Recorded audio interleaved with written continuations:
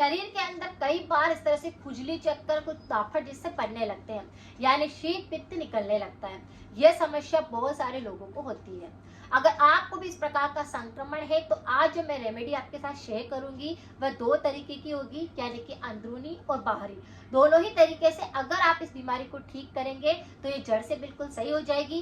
बाकी इस बीमारी के लिए अगर आप किसी प्रकार की रेमेडी को फॉलो करते हैं तो उससे आपको जल्दी आराम नहीं मिलता है, बल्कि वह और ज्यादा बढ़ जाता है। शीत पित्त से ही हमारा मतलब बिल्कुल साफ हो जाता है कि जिन व्यक्तियों के कफ प्रकृति और पित्त प्रकृति असंतुलित होने लगी है उन्हीं को इस प्रकार का संक्रमण ज्यादा होता है। जैसे अगर आपकी पित्त प्रकृति भी असंतुलित हो रही है, बढ़ रही है, तो इस प्रकार का दोष ज्यादा रहेगा, शरीर के अंदर गर्मी बढ़ रही है। इसी तरह से अगर कफ प्रकृति बिल्कुल असंतुलित हो रही है, यानी कि कफ ज्यादा पैदा होता है, तो भी ये संक्रमण हो सकता है। वैसे ये बीमारी जो होती है सबसे ज्यादा एलर्जी के कारण होती है, या फिर बदलता मौसम रहता है तब ये संक्रमण ज्यादा होता है। इसके अंदर व्यक्ति को कुछ भी बिल्कुल पता नहीं चलता है और इस तरह से खुजली होकर के बड़े बड़े से दाफड़ बनने लगते हैं, उनमें लालिमा आने लगती है, सूजन आने लगती है और पूरे शरीर पर फैल जाते हैं। तो इस प्रकार का संक्रमण अगर किसी व्यक्ति को, बच्चों को या किसी को भी होता है तो आपको क्या करना है, इंस्टेंट, जिससे कि बाहरी तरह से जो दाफड़ बने उनमें खुजली का संक्रमण जो हो रहा है वह बिल्कुल सही हो जाए, और दर्द होता है या फिर और बढ़ रहे हैं वह वहीं पर ही रुक जाए।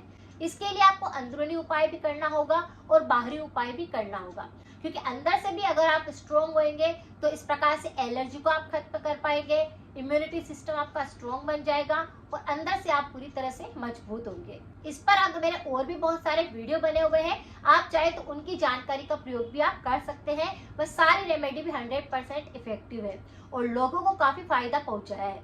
अगर आपको इस प्रकार से शीत पित्ती निकल रही है तो इसे बिल्कुल भी इग्नोर ना करें।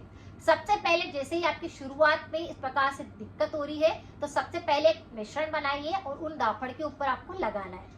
आपको क्या करना है, नीम का पाउडर लेना है, उसी के अंदर थोड़ा सा कपूर मिक्स कर देना है और आप चाहे तो उसके अंदर थोड़ा देसी घी मिक्स कर दीजिए या फिर कोकोनट ऑयल मिक्स कर दीजिए।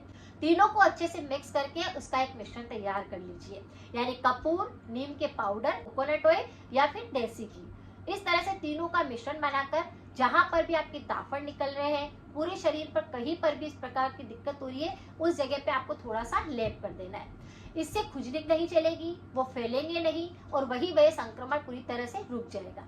तो इस तरह से लालिमा नहीं आएगी, उसमें दर्द नहीं होएगा, सूजन नहीं आएगी। तो इस तरह से इस मिश्रण को आप बाहरी तौर पर लगा सकते हैं। जब भी आपके शरीर पर इस तरह से दाफड़ बनते हैं, इसका प्रयोग आप कर सकते हैं।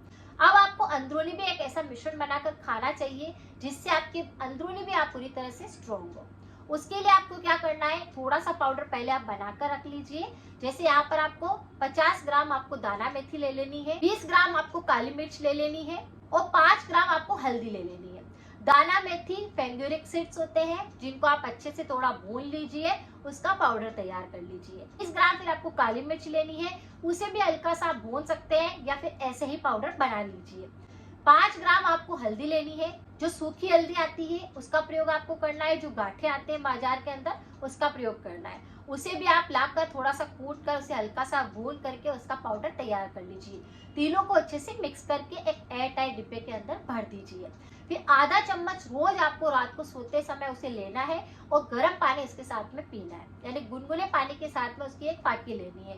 इस तरह से इस मिश्रण का प्रयोग अगर आप लगातार कुछ दिन तक करेंगे तो आपके जो दाफड़ बनते हैं, जो शीत पित्ती निकलती है, स्किन संबंधी बहुत सारे रेशेस होते हैं, वह जड़ से साफ हो जाएंगे। तो इस मिश्रण को आप अंदरूनी तौर पर काम करें, जिससे आपका पेट पूरी तरह से साफ रहेगा, एलर्जी बिल्कुल खत्म हो जाएगी, आपके इम्यूनिटी सिस्टम काफी स्ट्रॉन्ग हो जाएगा, आपको कब्ज रहती है तो नहीं रहेगी। अगर आपको स्किन संबंधी बहुत सारी दिक्कतें और भी होती है तो वह बिल्कुल साफ हो जाएगी। खून को भी ये साफ करता है, अगर खून की कमी आ रही होती है तो उसको भी सही करता है। तो इस मिश्रण को बनाकर अंदरूनी उपाय के तौर पर आप इसे कर सकते हैं, जिससे आपकी शीत पित्ती निकलना बिल्कुल जड़ से साफ हो जाएगा। साथ में आपको कुछ परहेज जरूर करने होंगे, तभी जाकर रेमेडी काम करेगी, क्योंकि मेरा उद्देश्य यही होता है कि आप सबसे पहले बीमारी को समझे, उसके कारण को जाने, उसके रीजन को जाने, उसके बाद रेमेडी ऐसी करें जो जड़ से उस बीमारी को ठीक कर सके और कुछ रिमूव आप जरूर करें अपनी लाइफ के अंदर से, जिससे कि बीमारी जल्दी से ठीक हो सके।